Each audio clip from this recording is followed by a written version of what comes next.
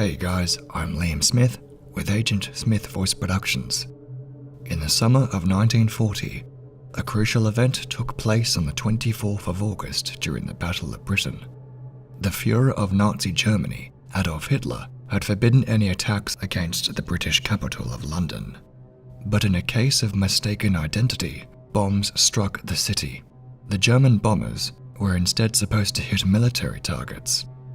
In retaliation, the British Prime Minister, Winston Churchill, orders the first bombing raid against Berlin. The Wellington bombers caused only minor damage to the capital, but it was enough to instigate Hitler's fury. He ordered the head of the Luftwaffe, Reichsmarschall Hermann Göring, to launch mass-scale air raids upon British cities.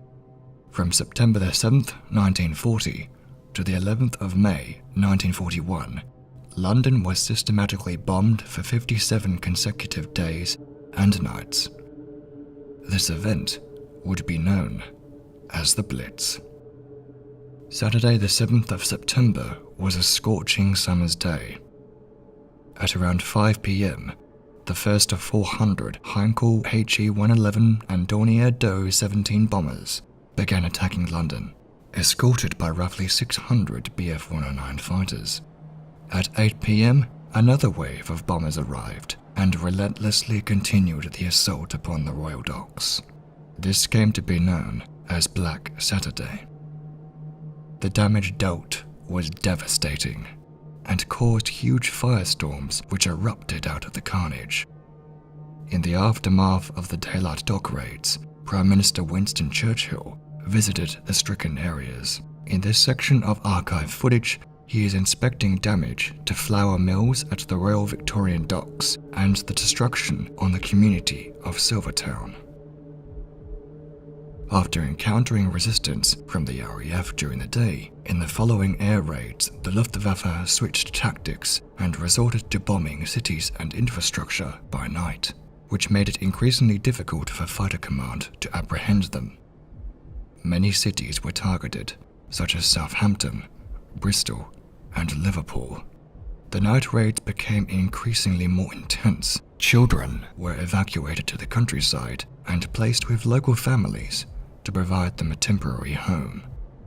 During these night raids, the city lights were extinguished in order to prevent the bombers from identifying targets from the air. These were known as blackouts. To locate their targets, the Luftwaffe utilized technology known as beam navigation. The crews had to detect converging radio signals from 2 or more ground stations. In order to counter this, the British transmitted false navigation signals that were designed to send incoming crews off course.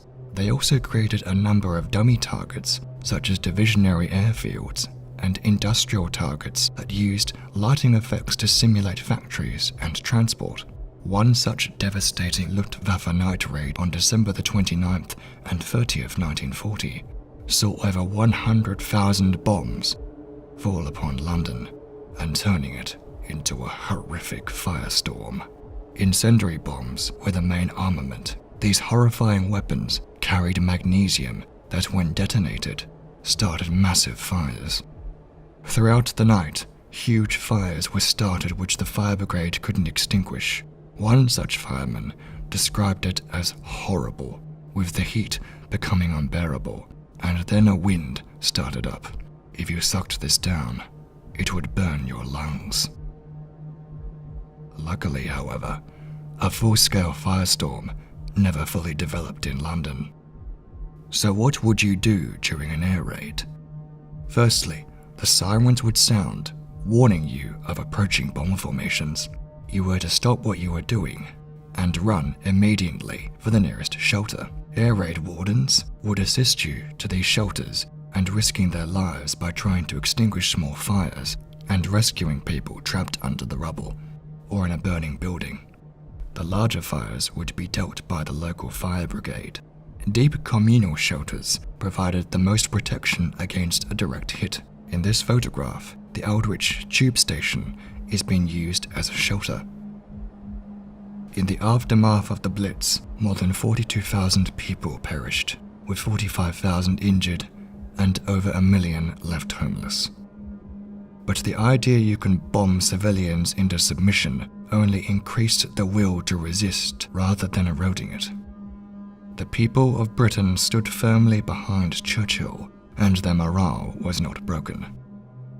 What is ironic is that while Germany was the first to practice large-scale terror bombing against defenseless civilian targets, it eventually backfired upon them, as the Allies were just as brutal, if not more proficient, in their attacks. Look no further than the horrific firebombings of Dresden and Tokyo in the later stages of the war.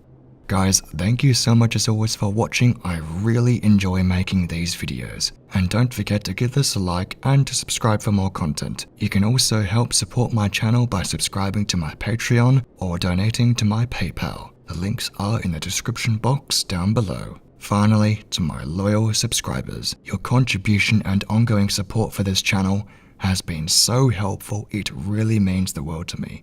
Liam Smith with Agent Smith Voice Productions. Until then, stay tuned. I'll see you next time.